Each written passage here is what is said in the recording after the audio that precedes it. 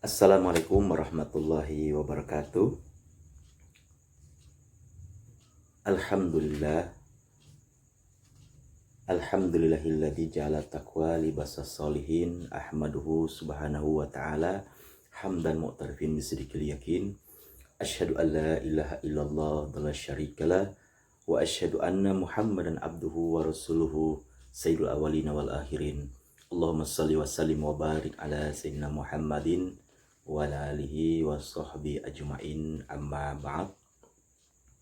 Alhamdulillah wa syukurillah, sahabat channel kantor advokat Bayu Alfiandi dan Associates yang berbahagia. Pada kesempatan yang berbahagia ini kami ingin mengulas mengenai Al-Qawaid Al-Fiqhiyah.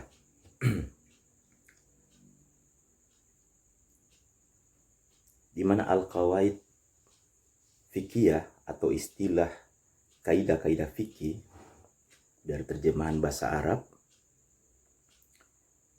merupakan bentuk jamak dari kata al-kaidah yang secara kebahasaan berarti dasar, aturan, atau patokan yang umum. Sedangkan kata al-fiqhiyah berasal dari kata al-fiqh yang berarti paham atau pemahaman yang mendalam. Dengan demikian, secara kebahasaan, kaidah-kaidah fikih adalah dasar-dasar, aturan-aturan atau patokan-patokan yang bersifat umum mengenai jenis-jenis atau masalah-masalah yang masuk dalam kategori fikih. Jadi qawaid fikih ini adalah kaidah-kaidah fikih atau kaidah-kaidah dalam menetapkan hukum dalam Islam. Nah, secara umum kaidah-kaidah hukum yang berlaku di negara kita Republik Indonesia atau hukum positif, kaidah hukum ini juga sangat penting, di mana para DPR atau legislatif dalam membuat aturan perundang-undangan ini juga harus mengacu daripada kaidah-kaidah hukum yang baku, di mana dalam kaidah-kaidah hukum kita di negara Republik Indonesia ini punya dua sifat. Yang pertama imperatif, yaitu bersifat a priori atau mengikat dan memaksa. Kemudian yang kedua bersifat fakultatif, yaitu sebagai pelengkap. Nah, kaidah-kaidah hukum ini juga sangat penting bagi para pejabat dalam membuat aturan atau undang-undang. Contoh, presiden dalam menerbitkan perpu atau perpres, kemudian menteri dengan permennya, dan pejabat-pejabat di bawah atau jajaran di bawah. Kaidah-kaidah hukum ini juga penting bagi para hakim yang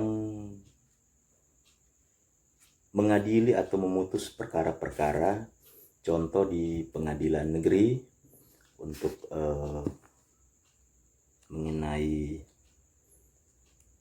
sengketa perbuatan melawan hukum, dan juga wan prestasi atau permohonan-permohonan yang dimohonkan di pengadilan negeri, kemudian juga di pengadilan agama dalam memutus hukum keluarga Islam mengenai cerai atau talak, kemudian waris, dan juga ada sengketa harta bersama atau harta gonogini. Kemudian di pengadilan tata usaha negara mengenai sengketa keputusan pejabat, kemudian juga di pengadilan Mahkamah Konstitusi, di mana untuk menguji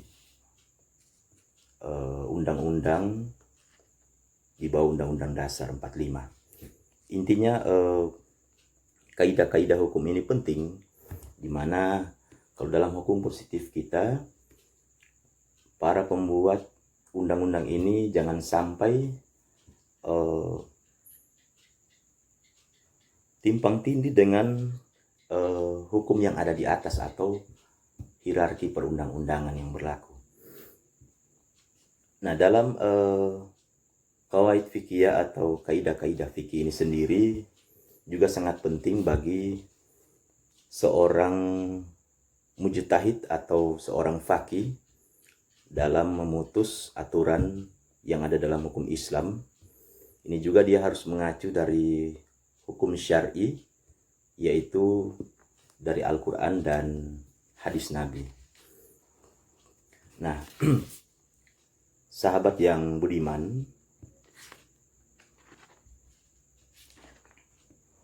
mengenai kaidah-kaidah fikih atau qawaid fikih secara umum disusun dengan sistematika, yaitu yang pertama kaidah-kaidah fikih induk atau al-qawaid asasiyah.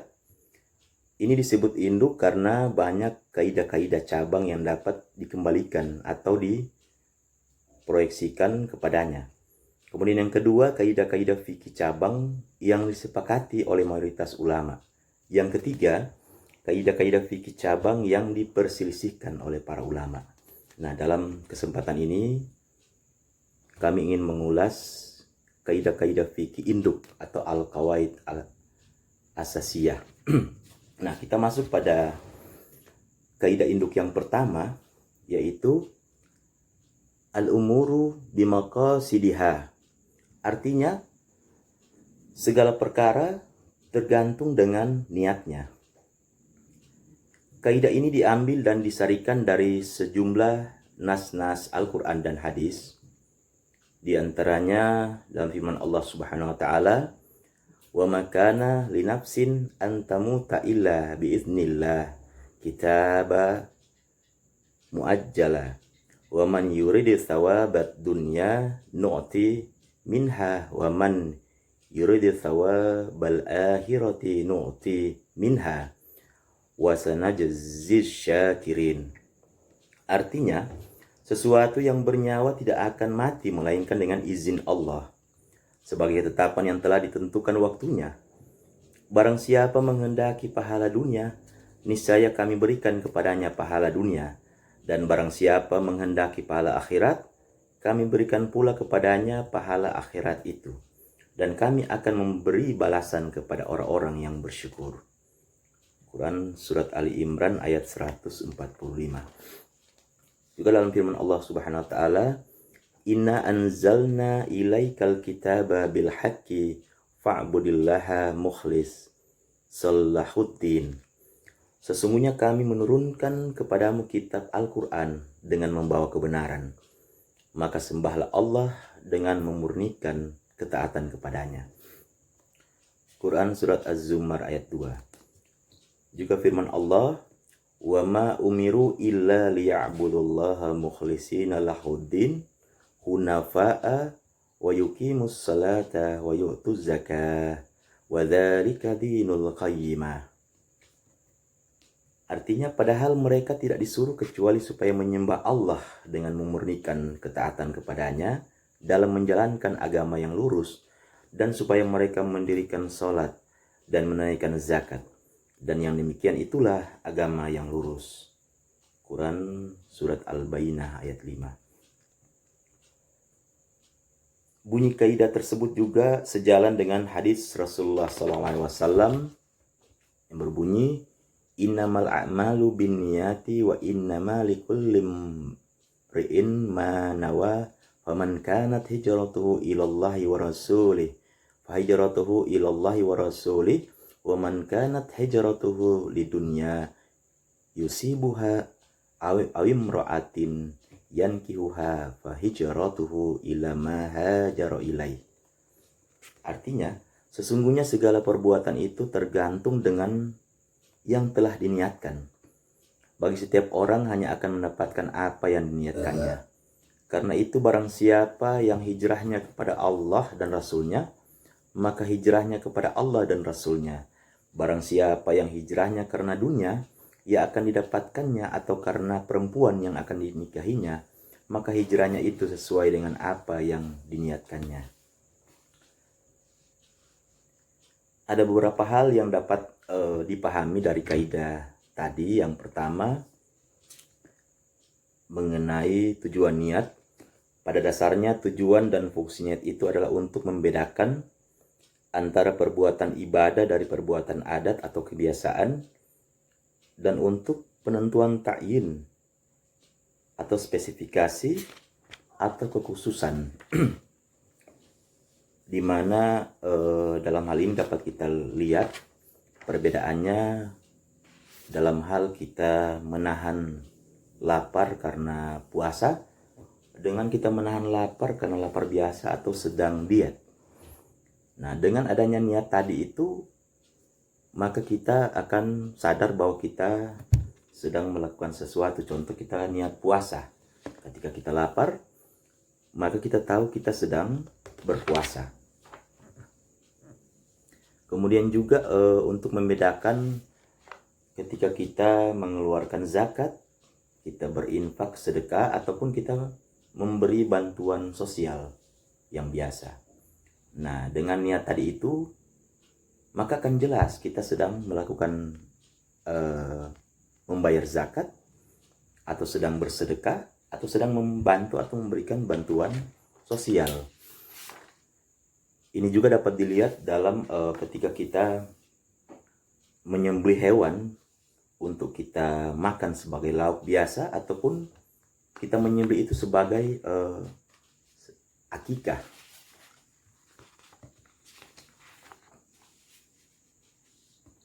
Nah, di sini dapat kita lihat bahwa betapa penting niat ini, di mana fungsi niat itu adalah untuk membedakan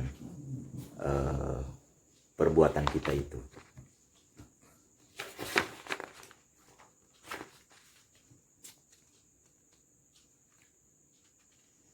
Kemudian juga ada kaidah yang lahir dari kaidah umum tadi itu, ma yustaratu fihi ta'yinu fa khata' fihi mubtil. Artinya, dalam perbuatan yang diisyaratkan menyatakan niat atau ta'yin, maka kesalahan pernyataan dapat membatalkan perbuatan tersebut. Nah, ini dapat kita jumpai ketika seseorang itu hendak melaksanakan sholat zuhur, tapi dia berniat sholat asar. Ini juga dapat membatalkan ibadah tersebut. Juga yang sering kita lihat di masyarakat, di mana orang berpuasa sunnah kemudian dibarengi dengan puasa qada, atau mengganti puasa yang tertinggal dalam bulan Ramadan yang sifatnya wajib, maka diniatkan dilaksanakan sekaligus sholat niat puasa sunnah dan niat puasa qada. Nah, ini juga dapat membatalkan, menurut kaidah ini dapat membatalkan ibadah puasa tersebut. Kemudian kaidah yang lahir yang berikut, yaitu al-ibratu fil uqudi lil maqasidi wal ma'ani la lil afazi wal mabani. Yang dipertimbangkan dalam transaksi adalah maksud dan makna, bukan lafal dan bentuk ucapan. Nah, ini dapat kita jumpai dalam transaksi muamalah, yaitu dalam perjanjian murabahah, di mana antara kreditur dan debitur, atau orang yang menggunakan fasilitas kredit, ini sering terjadi sengketa, di mana debitur tadi itu contoh tidak mau membayar denda, tidak mau membayar hal-hal yang diperjanjikan dalam suatu perjanjian. Nah, dalam hal ini menurut kaidah ini maka dikembalikan dalam perjanjian tersebut, karena yang dinilai bukan lafal tapi maksud dan makna. Nah, ini semua tertuang dalam perjanjian dalam transaksi muamalah sering kita kenal dengan perjanjian murabahah. Ya, kita masuk ke kaidah induk yang kedua, yaitu al-yakinu la yuzalu bisyakki. Artinya, keyakinan tidak dapat dihilangkan dengan keraguan. Perlu dikemukakan bahwa yang dimaksud dengan al-yakin atau yakin dalam kaidah di atas adalah sesuatu yang pasti berdasarkan pemikiran mendalam atau berdasarkan dalil. Sedangkan yang dimaksud dengan asyak atau keraguan, sesuatu yang keadaannya belum pasti atau mutaraddid. Antara kemungkinan adanya dan tidak adanya sulit dipastikan mana yang lebih kuat dari salah satu kedua kemungkinan tersebut. Kaidah ini diambil dari hadis sebagai berikut: idza wajada ahadakum fi batnihi syai'an fa ashkala alaihi akhraja minhu syai'un am la yakhrujanna minal masjid hatta yasma'a sautan au yajida riha. Artinya, apabila salah seorang kamu mendapatkan sesuatu di dalam perutnya, lalu timbul persoalan apakah sesuatu itu telah keluar atau belum, maka janganlah keluar dari masjid hingga ia mendengar suara atau mendapatkan baunya. Nah, sering contoh kita merasakan kita ingin mohon maaf membuang angin atau kentut setelah kita berwudu atau setelah kita akan melaksanakan sholat di masjid. Nah, ini sering timbul keraguan. Nah, dengan hadis ini menjelaskan tentang seseorang yang semula dalam keadaan wudu lalu ia ragu apakah telah mengeluarkan angin atau belum. Maka dalam hal ini ia harus dianggap masih keadaan berwudu. Sebab keadaan berwudu inilah sejak semula sudah menjadi keyakinan. Sedangkan keraguan syak baru muncul kemudian. Nah, keyakinan yang ada itu tidak dapat dihapus dengan keraguan. Kemudian kaidah ini didukung pula dengan hadis idza syakka ahadakum fi salatihi falam yadrikum shalla thulasan am arba'an falyatrah hisyakka wal yabani ala ma tayqan. Apabila salah seorang di antara kamu ragu dalam sholatnya sehingga ia tidak mengetahui sudah berapa rakaat sholat yang telah ia lakukan, 3 atau 4, maka hendaklah dihilangkan yang meragukan dan dimantapkan apa yang sudah yakin. Jadi contoh ketika kita lupa sudah berapa rakaat yang kita lakukan dalam sholat. Nah, menurut kaidah ini kita hilangkan keraguan dan kita mengambil rakaat yang sedikit. Karena rakaat yang sedikit itu yang sudah pasti kita lakukan dan kita menyempurnakan sholat kita atau kita lengkapi rakaat kita. Kemudian juga muncul dari kaidah tadi itu kaidah aslu baqa'u ma kana ala ma kan. Hukum asal adalah tetap apa yang telah ada atas yang telah ada. Jadi contoh seseorang yang makan sahur kemudian dia merasa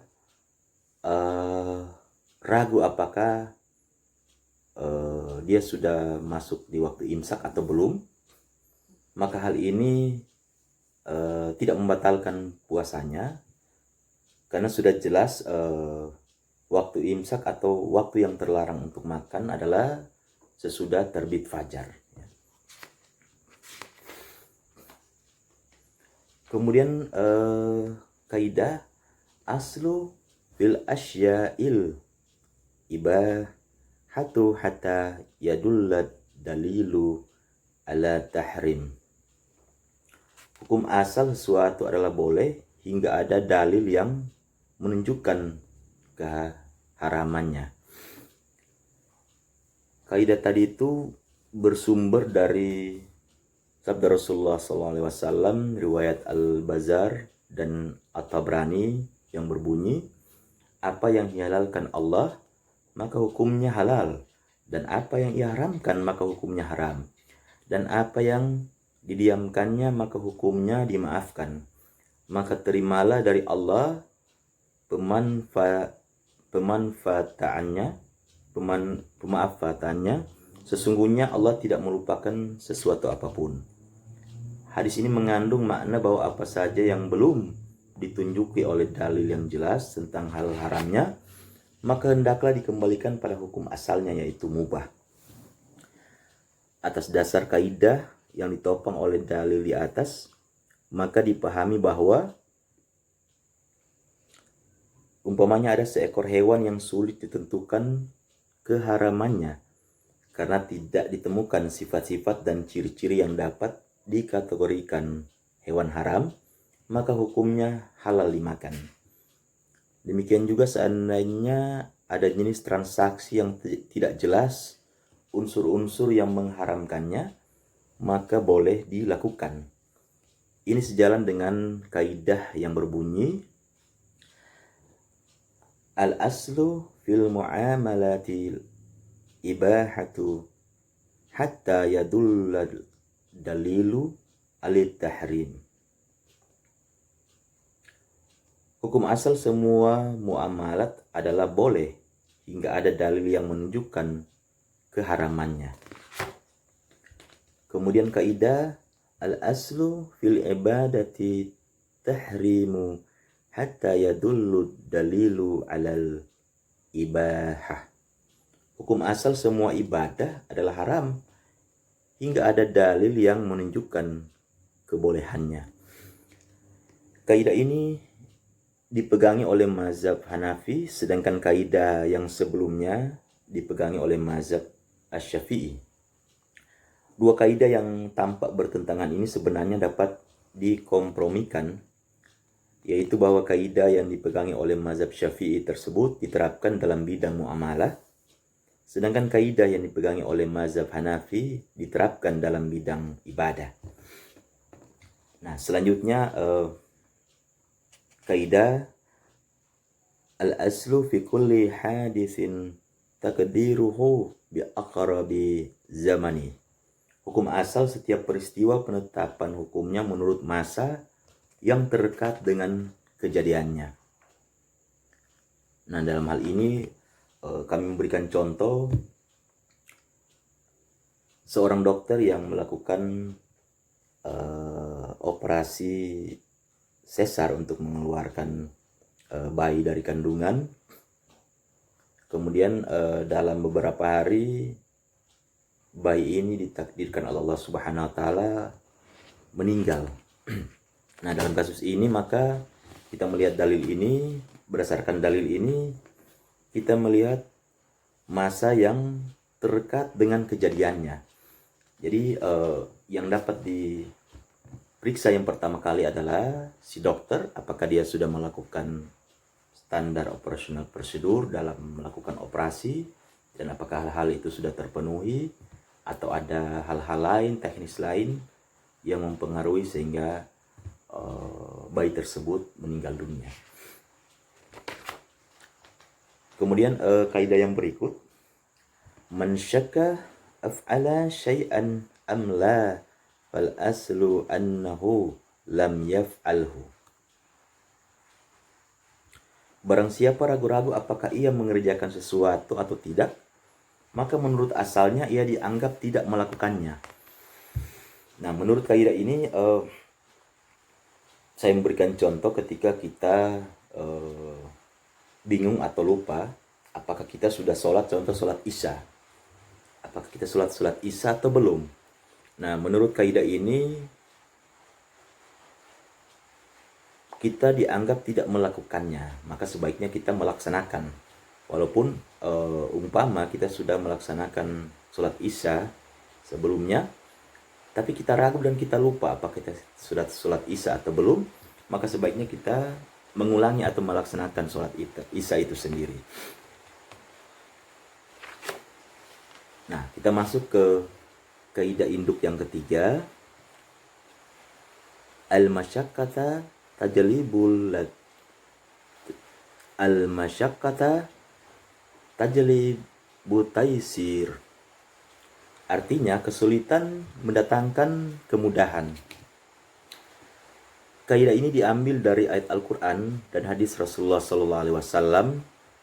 Di antaranya firman Allah, "Syahrul Ramadan alladzi unzila fihil Qur'anu hudal linnas wa bayyinati minal huda wal furqan faman syahida minkumus syahra fal yasum wa man kana maridun aw ala safari faidatam min ayamin ukhar yuridullaha bikumul yusra wa la yuridu bikumul usra walitakmilul iddata walitukabbirullaha ala ma hadakum wa la'allakum tashkurun.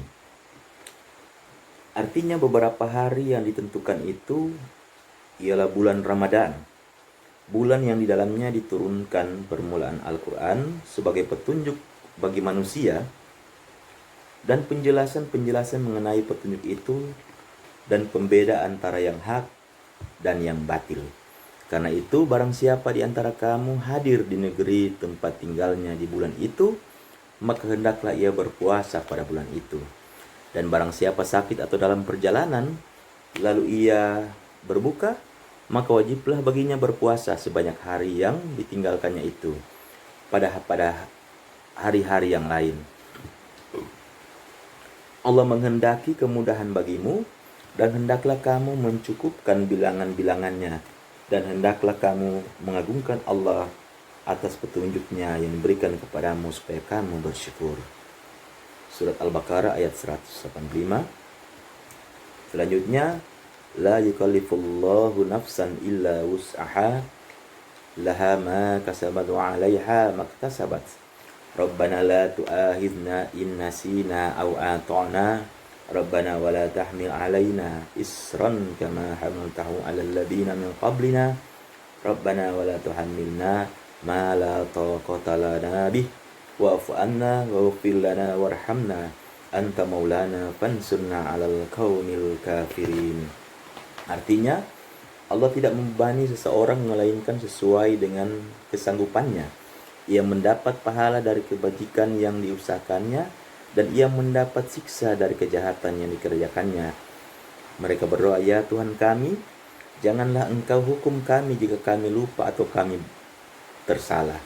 Ya Tuhan kami, janganlah Engkau bebankan kepada kami beban yang berat sebagaimana Engkau bebankan kepada orang-orang sebelum kami. Ya Tuhan kami, janganlah Engkau pikulkan kepada kami apa yang tidak sanggup kami memikulnya. Beri maaflah kami, ampunilah kami, dan rahmatilah kami. Engkaulah penolong kami, maka tolonglah kami terhadap kaum yang kafir. Quran Surat Al-Baqarah ayat 286.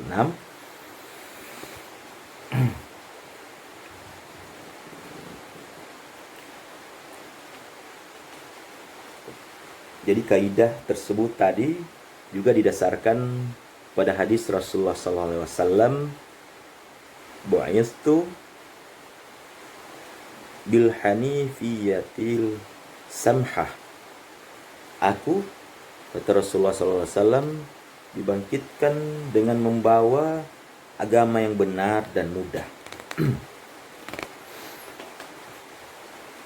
Jadi dengan kaidah tadi ini memberikan kemudahan bagi kita. Contoh, seseorang yang sulit menunaikan sholat dengan cara berdiri, maka ia diperbolehkan untuk duduk. Dan jika juga dia tidak mampu untuk duduk, maka dia dibolehkan untuk berbaring. Dan apabila juga dia tidak mampu untuk berbaring, maka dibolehkan dengan isyarat atau isyarat mata saja. Jadi dalam hal ini ada alasan-alasan kemudahan menurut kaidah ini. Yang pertama, bepergian atau al-safar, orang yang sedang dalam bepergian dibolehkan tidak berpuasa, dibolehkan mengkasar sholat atau memendekkan yang 4 rakaat menjadi 2 rakaat, dan menjamak sholat, menggabungkan 2 sholat, dibolehkan meninggalkan sholat Jumat, dan dibolehkan bertayamum.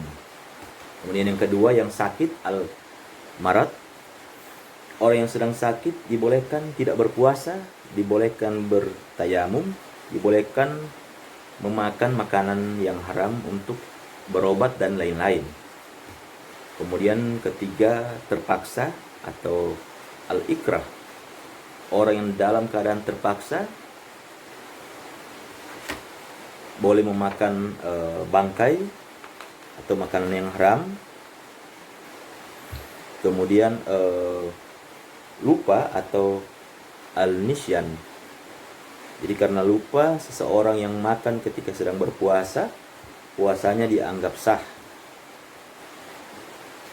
Karena lupa mengucapkan basmalah ketika menyembelih hewan, seorang yang memakan daging hewan tersebut tidak diharamkan.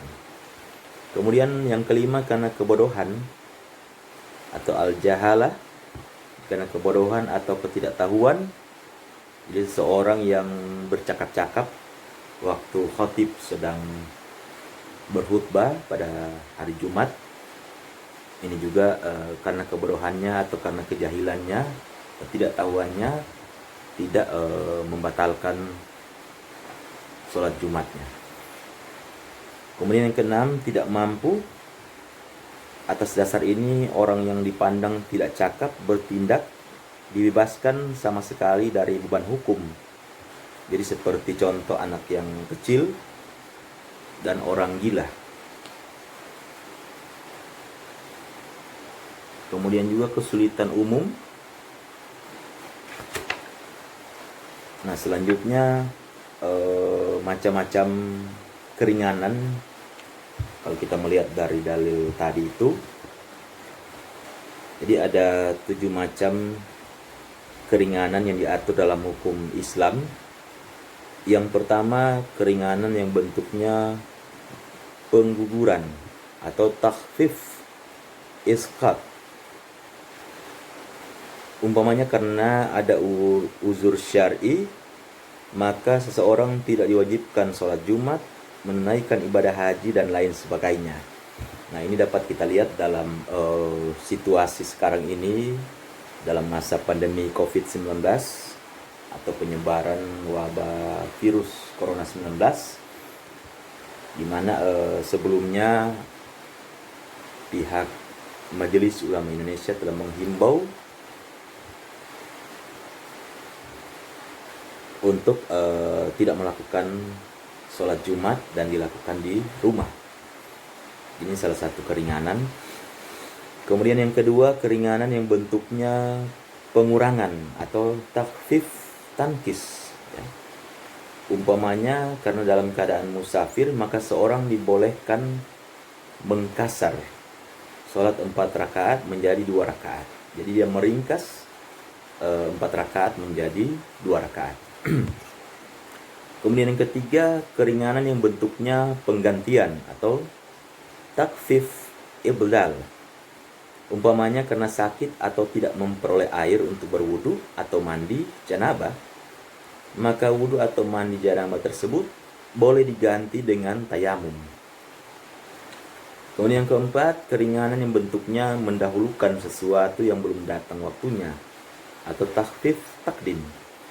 Umpamanya menjamak sholat asar dengan sholat zuhur yang dilaksanakan pada waktu sholat zuhur.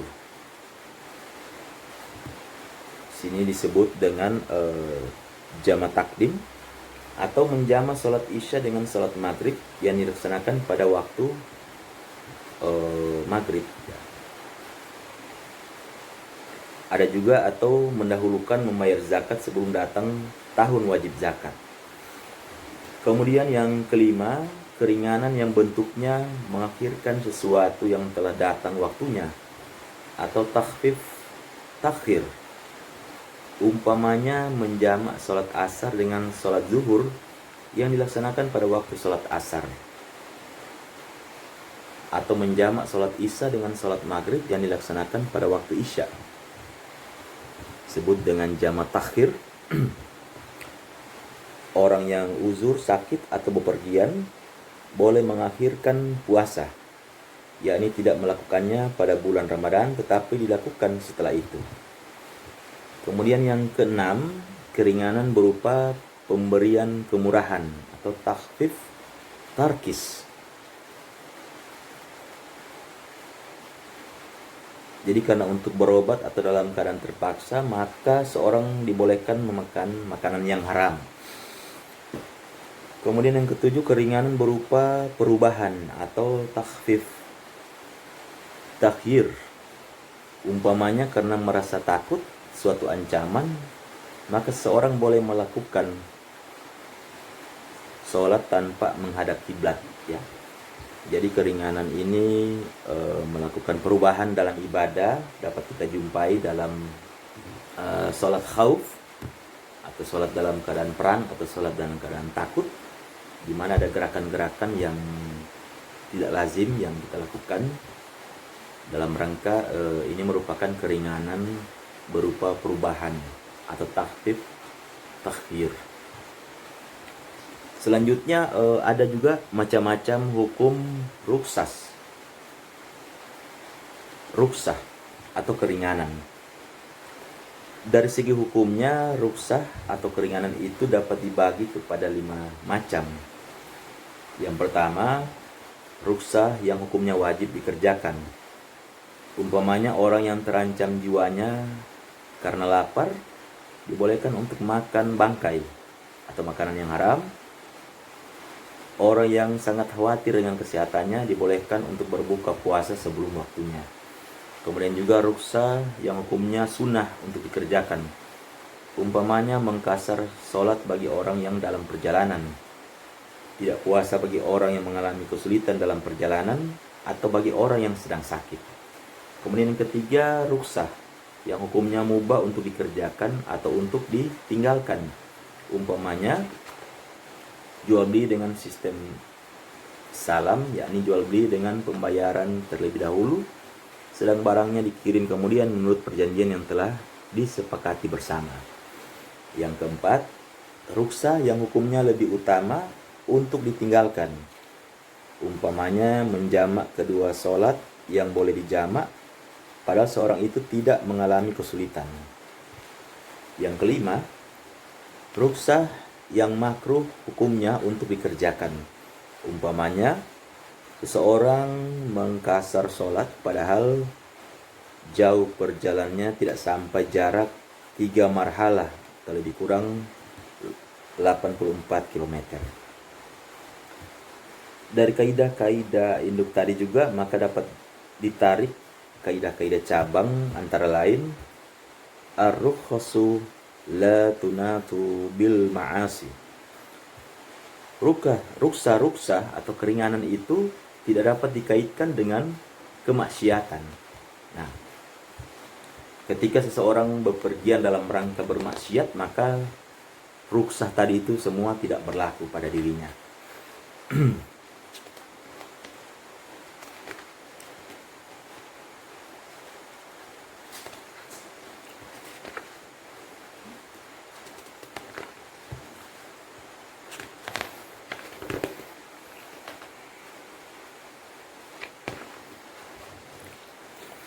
Kemudian juga ada juga kaidah berkaitan dengan keringanan tadi itu, yaitu darul mafasidi mukadamu ala jalbil masalih. Artinya menolak kerusakan harus didahulukan daripada mendatangkan kemaslahatan. Nah, ini berlaku kita lihat ketika kita ingin sholat berjamaah, walaupun kita ingin mendatangkan kemaslahatan, kita ingin sholat di masjid, namun pada saat kita sedang mengalami sakit dan kita khawatir penyakit kita ini akan berjangkit kepada jamaah yang ikut sholat di masjid, maka sebaiknya kita sholat di rumah saja.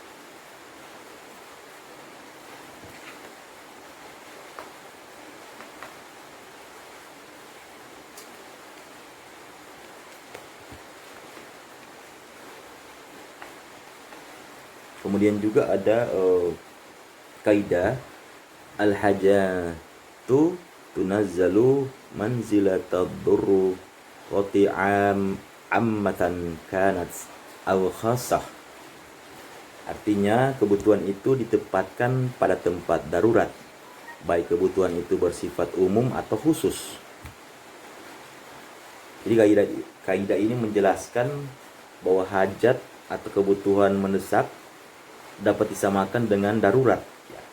Jadi contoh dalam situasi pandemi ini, di luar rumah kita khawatir dengan wabah yang akan tertular pada kita, sementara di dalam rumah kita dibebankan untuk menghidupi keluarga kita. Maka dengan kaidah ini kita lebih memilih keluar rumah untuk menutupi kebutuhan atau mencari rezeki dalam rangka kita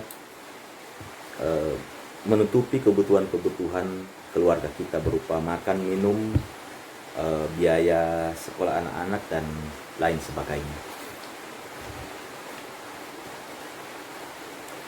Kemudian juga ada kaidah yang berbunyi yutahamalu darrul khassu idaf'id darril am. Artinya kemudaratan yang bersifat khusus harus ditanggung untuk menghindari kemudaratan yang bersifat umum. Nah, ini juga saya memberikan contoh dalam situasi pandemi COVID-19 ini. Jadi kemudaratan yang bersifat khusus harus ditanggung untuk menghindari kemudaratan yang bersifat umum. Nah, contoh seseorang yang sedang terjangkit wabah atau virus corona 19 ini, COVID-19, maka dia lebih baik melakukan isolasi, baik itu di rumah sakit maupun isolasi mandiri. Nah, menurut kaidah ini, kemudaratan yang bersifat khusus harus ditanggung untuk menghindari kemudaratan yang bersifat umum. Nah, dia menghindari kemudaratan yang bersifat umum, yaitu ketika dia keluar, dia tidak isolasi mandiri atau isolasi di rumah sakit, maka tentunya virus yang ada dalam dirinya ini bisa berjangkit kepada banyak orang. Nah, ini mendatangkan kemudaratan yang bersifat umum. Nah, dari kaidah ini dia sebaiknya melakukan isolasi mandiri ataupun dia melakukan isolasi di rumah sakit. Nah, kita masuk pada kaidah induk yang kelima, al-adatu muhakkamah. Artinya adat kebiasaan itu dapat ditetapkan sebagai hukum. Kaidah ini diambil dari Al-Quran dan hadis Rasulullah SAW. Di antaranya firman Allah, ya ayyuhalladzina amanu la tahillu lakum an tarithun nisaa karha wa la ta'dulu kunna litazhabu bi ba'di ma ataitumuhunna illa an ya'tina bi fahishati mubayyinah wa 'ashiruhunna bil ma'ruf fa in karihtumuhunna fa'asa an takrahu syai'u wa yaj'alallaha fihi khairan katsira. Hai orang-orang yang beriman, tidak halal bagi kamu mempusakai wanita dengan jalan paksa dan janganlah kamu menyusahkan mereka karena hendak mengambil kembalian sebagian dari apa yang telah kamu berikan kepadanya, terkecuali bila mereka melakukan pekerjaan keji yang nyata, dan bergaulah dengan mereka secara patut. Kemudian bila kamu tidak menyukai mereka, maka bersabarlah, karena mungkin kamu tidak menyukai sesuatu padahal Allah menjadikan padanya kebaikan yang banyak. Quran Surat An-Nisa ayat 19. Kemudian firman Allah, Qudil afwa wa'mur bil urfi wa'arid anil jahilin. Jadilah engkau pemaaf dan suruhlah orang mengerjakan yang ma'ruf serta berpalinglah daripada orang-orang yang bodoh. Quran surat Al-A'raf ayat 199. Kemudian kaidah ini juga diambil dari hadis Rasulullah SAW, ma rahul muslimuna hasanan fahuwa indallahil hasan. Apa yang dipandang baik kaum muslimin, maka baik juga di sisi Allah atas dasar ini. Maka adat yang baik, yakni yang tidak bertentangan dengan syariat Islam, dapat dijadikan sebagai aturan hukum. Nah, hal ini menjelaskan tentang tradisi atau adat yang sangat berperan dalam pembentukan dan pengembangan hukum Islam. Nah, dalam hal ini, adat ini bukan bersifat perayaan yang sakral dalam adat sendiri, tapi merupakan kebiasaan yang turun-menurun yang telah dilaksanakan oleh masyarakat tersebut, di mana dalam hukum positif kita juga mengenal sebagai hukum adat, yaitu hukum yang tidak tertulis.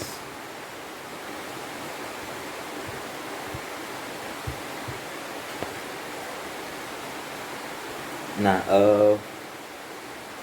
kita dapat melihat hukum adat atau hukum yang tidak tertulis ini yang tidak bertentangan dengan syariat, di mana ada di satu daerah kita melihat dalam proses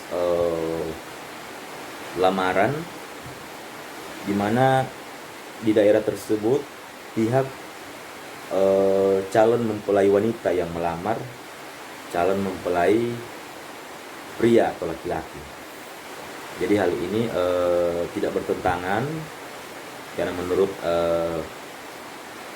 adat istiadat di tempat itu, bahwa yang harus melamar itu adalah dari kaum mempelai wanita. Nah, selama tidak ada dalil yang melarang hal ini, maka hal ini tidak dilarang. Nah, sahabat channel yang budiman, demikianlah penyajian materi dari kami. Mudah-mudahan apa yang kami sampaikan dapat bermanfaat bagi kita sekalian, dan salam sukses selalu. Assalamualaikum warahmatullahi wabarakatuh.